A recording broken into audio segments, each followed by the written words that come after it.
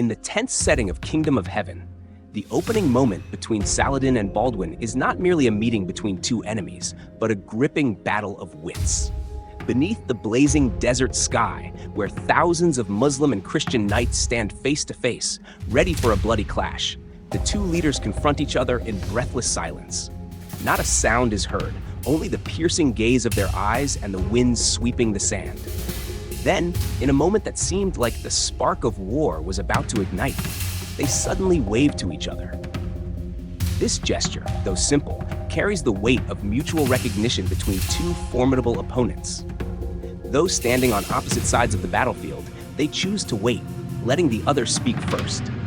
An act that is not only courteous, but also a subtle strategy, as if both are probing the other's intentions in a deadly chess match.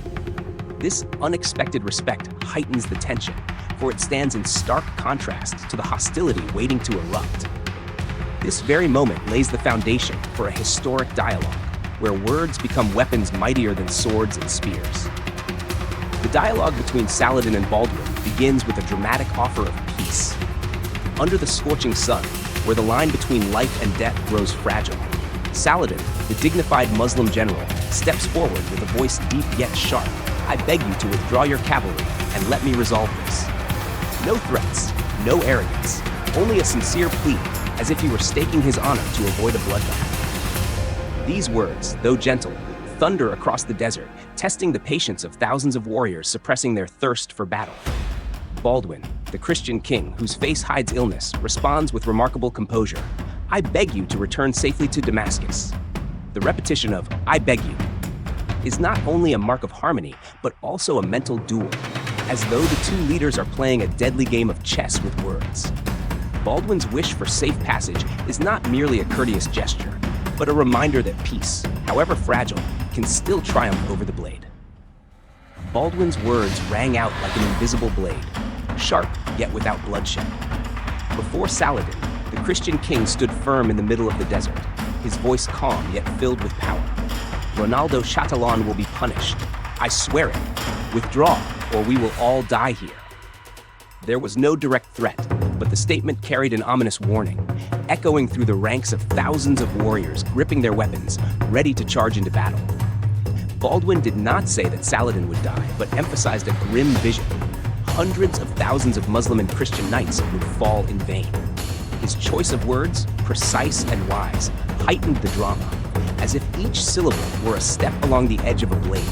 Silence enveloped them, broken only by the desert wind howling as though challenging the leader's decision. Baldwin's words were not merely a call to retreat, but a moral challenge, forcing Saladin to weigh honor against the lives of thousands. This moment, tense to the point of suffocation, turned words into the most powerful weapon on the battlefield.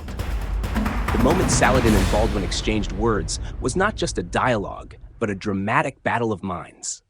Knowing that Baldwin suffered from the dreaded disease of leprosy, Saladin, the Muslim general with eyes both cold and compassionate, lowered his gaze as if to conceal deep sympathy. In the heavy silence, with thousands of warriors poised for a life-or-death clash, he suddenly declared, "I will send my physicians to you." That offer, like a ray of light piercing the dark desert sky, was not only an act of humanity, but also a bold move, challenging the boundaries between enemies.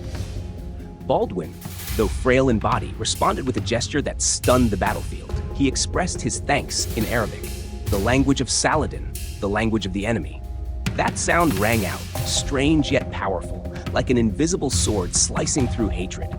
In that moment, the two leaders stood on the razor's edge between life and death, showing not only respect, but also sending a message that compassion can rise above war itself.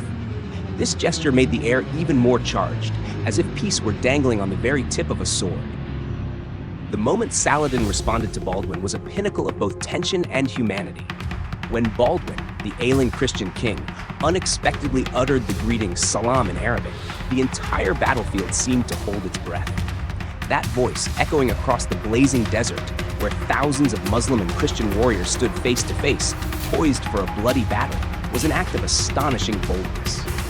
Saladin, the dignified Muslim general, was facing an enemy who was not only the king of Jerusalem, but also an outsider to his faith. Yet, in the sharp glint of his eyes, a flash of fear, an unexpected respect. With a deep but powerful voice, Saladin returned Baldwin's salam, as if tearing down the wall of hatred between the two sides. This act, brief as it was, struck like lightning through the heavy air, leaving the surrounding warriors stunned, their hands still gripping their weapons.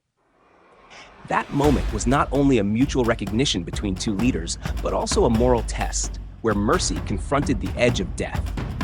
Saladin's gesture transformed a greeting into a declaration of peace, making the desert itself tremble. The moment Princess Sibila witnessed the dialogue between Baldwin and Saladin was a dramatic high point. Beneath the blazing desert sky, where thousands of Muslim and Christian warriors faced one another, the air was taut like a bowstring about to snap. Every glance, every movement could ignite a bloody war. Yet Baldwin, the king whose frail body was ravaged by leprosy, wielded words like a sharp sword without spilling blood.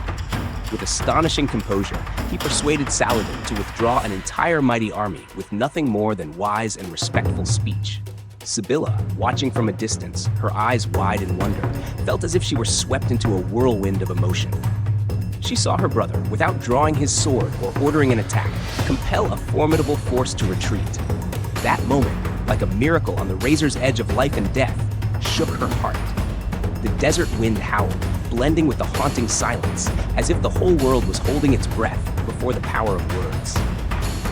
This scene was not merely Baldwin's victory, but proof that peace can be won through intellect and compassion. The dialogue scene between Saladin and Baldwin is a masterpiece of drama, where not a single sword is drawn, yet the power of words shakes the entire battlefield. Under the scorching desert sun, with thousands of warriors standing ready, the air is heavy like a flame waiting to ignite.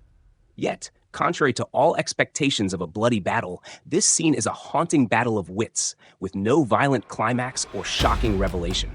It is precisely this anticlimactic nature that creates its powerful allure.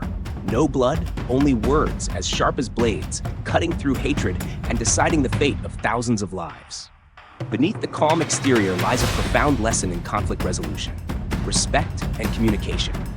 Each phrase from Baldwin and Saladin, like moves in a deadly chess game, not only halts the war, but also builds a fragile bridge between two opposing worlds. This scene, though devoid of the roar of battle, leaves the audience breathless with its underlying tension, with the weight of every glance and word.